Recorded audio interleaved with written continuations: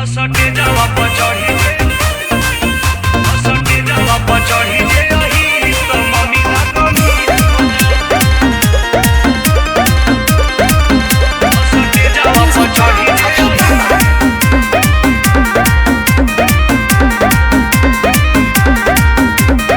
आइल बानी नाचे होते घर लोधियाना रे आजो तही लाइब हम पूरा समियाना रे बुझलो।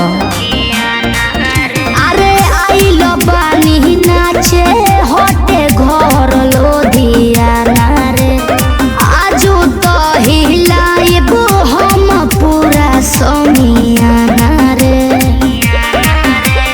जही भी कैसो है करी खूबे ऐसो करनी मन तो कदीर हो जाई।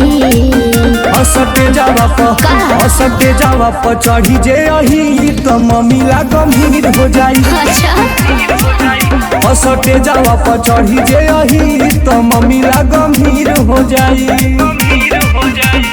कालिका स्टूडियो आरा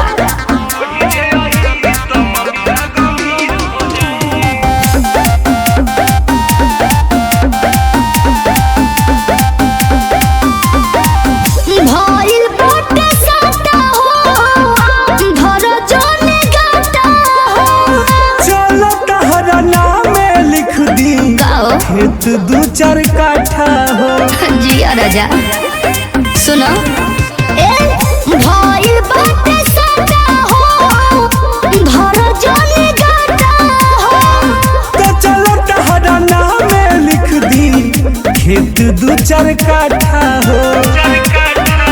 अरे खोला तानी होठलाब खोस दी हो नोट होठल लिया पनीर हो जाई।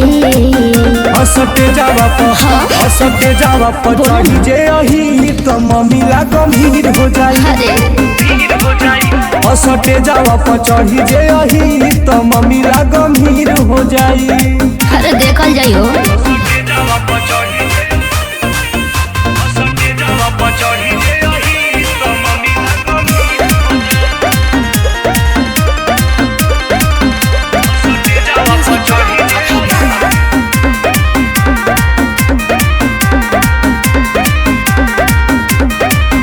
माल निमन चिन्हली अपना लायक बेनली गोलू अनिल टुन तोहके गाओ खड़े खड़े कीन ले।